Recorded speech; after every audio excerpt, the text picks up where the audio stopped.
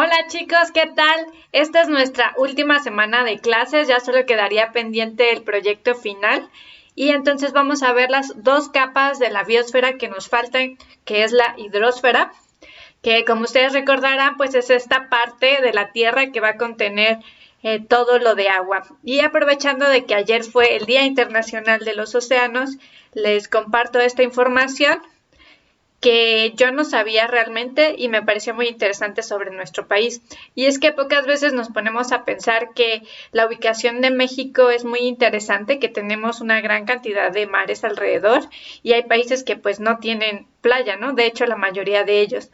Y nosotros tenemos más extensión de mares que de tierra. Por ejemplo, la extensión oceánica es del 65%. Y otro dato que ya sabemos que pues México es un país muy diverso, pero también en términos de los océanos. Por ejemplo, de los 135 tipos de mamíferos que existen en todo el mundo, en México habitan 52, lo cual es bastante considerable. Y en el tema de los mamíferos, hay una nota muy interesante de una revista de divulgación científica por la Academia Mexicana de Ciencias o AMC, que les comparto aquí, y me pareció muy buen artículo. Entonces, como tarea número 1, quiero que revisen esta nota en específico sobre los mamíferos marinos y me digan cuál de estos animales les llamó más su atención y dos datos que se mencionan en este artículo sobre este animal que les haya llamado la atención. Hay muchos y está muy bien explicado para que aprendan un poquito más de este tema. Y ahora sí, el término formal de la hidrosfera es toda esta masa de agua contenida en la Tierra. Y esta agua no solo va a estar en estado líquido, como en los océanos, lagos y ríos, sino que también en estado sólido, en los glaciares y también en estado gaseoso en la parte de la atmósfera. Entonces, esto también es parte de la hidrosfera. Y como podemos ver, hay zonas en las que estas tres capas de la biosfera se sobrelapan, pero en algunos casos lo vamos a considerar como parte de la atmósfera, aquí el agua, o como parte de la hidrosfera, pero hay que considerarlo. Y también otra característica importante de la hidrosfera es que es algo que está presente en todos los ecosistemas. Parte de que se denomina ecosistema es que tenga contacto con agua y que muchos de ellos van a estar a la intemperie, o es decir, que hay un concepto de intemperismo y transporte de esta agua. Aquí les muestro una gráfica muy interesante que quizás ustedes ya conocen más o menos de otros grados, pero está muy concisa, donde nos dice que la gran cantidad de agua que existe en la Tierra pues va a ser agua salada, un 97%, por lo que de este 3% de agua dulce, la mayoría va a estar congelada en capas de hielo y glaciares, y otra va a estar pues subterránea, el otro porcentaje que sería el 30%, por lo que tenemos disponible en aguas superficiales solo el 0.9%. Y de ese 0.9%, que de por sí ya es poco, pues mucho va a estar en lagos, otro en pantanos y también en ríos, por lo que pues el agua disponible ya sabemos que es muy poca y hay que cuidarla. Entonces, como otra serie de datos curiosos sobre el agua que encontré que les quiero compartir, es que el contenido de agua en un organismo cambia de acuerdo a su etapa de desarrollo, a su edad.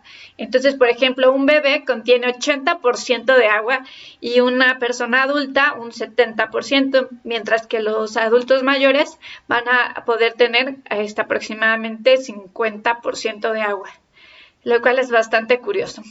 Y también no vamos a tener la misma concentración de agua en todo el cuerpo. Obviamente, pues la sangre va a ser mucho porcentaje de agua, 94%, pero por ejemplo, los ojos contienen 95% de agua y hay otros órganos que contienen menos agua, como son el corazón y el músculo, en un 75%. Aún así, creo que es bastante cantidad. Y aquí les muestro otros órganos como ejemplo. Entonces, como tarea número 2, en este tema del agua, quiero que publiquen en nuestro grupo de Zero Waste Irapuato una medida para ahorrar agua y coloquen una imagen o un gráfico representativo a esta medida y lo publiquen. Y entonces no quiero que se repitan las medidas que van agregando, por lo que se fijan en lo que ya pusieron sus compañeros antes de publicar ustedes. Aquí les dejo un infograma que resume mucho los usos del agua en general. Por ejemplo, tenemos datos sobre el acceso al agua potable, que es sorprendente que aún muy poca gente tenga acceso a este servicio que nosotros damos por hecho, y también sobre el saneamiento, la sanidad del agua. También aquí repito otros datos sobre el cuerpo humano y unas medidas que les pueden servir de inspiración para su tarea de cómo ahorrar agua, que resume muy bien esta parte. Y la siguiente capa de la biosfera que vamos a ver esta semana es la litosfera, que es esta capa sólida, superficial del planeta y que va a ser rígida. Y pues es parte de la corteza continental, es decir, la capa donde se encuentran los continentes. Y también hay una capa pues que está debajo de los océanos, que es esta corteza oceánica. Y entonces esta se puede dividir en dos partes de acuerdo a si se mueven considerablemente o no, entonces en estáticos o dinámicos. Y entonces vamos a tener estas capas. Por ejemplo, en el medio dinámico tenemos a la litosfera como la última capa, mientras que en el modo estático son los continentes en corteza y los océanos en la corteza. Por otro lado, la capa siguiente, que ya es líquida, es la astenosfera por parte de una perspectiva dinámica, mientras que por la parte estática es el manto superior.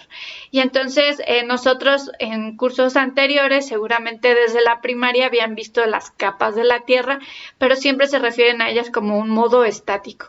Entonces en este curso ya vamos a ver que pues también se puede mover, y se puede mover bastante.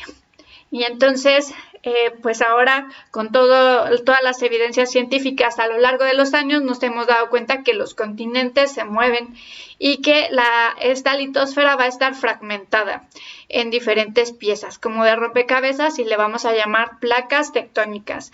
Y les recomiendo que vean este video para que puedan realizar su tarea número 3, que es sobre esta teoría de la deriva continental propuesta por Alfred Wegener, y también una historia muy interesante sobre una científica, que son pocas las que se dedican a esta área, Mary Tharp, sobre su teoría de los surcos tectónicos. Entonces, contestan estas preguntas después de ver el video. Solo me van a mencionar 3 evidencias que sustentan la teoría de un unicontinente o Pangea, y me van a decir qué entienden ustedes del movimiento de los continentes, por qué ocurre este movimiento de los continentes. Y pues finalmente quiero darles a conocer otro concepto que está muy relacionado cuando vemos litosfera, que es la subducción.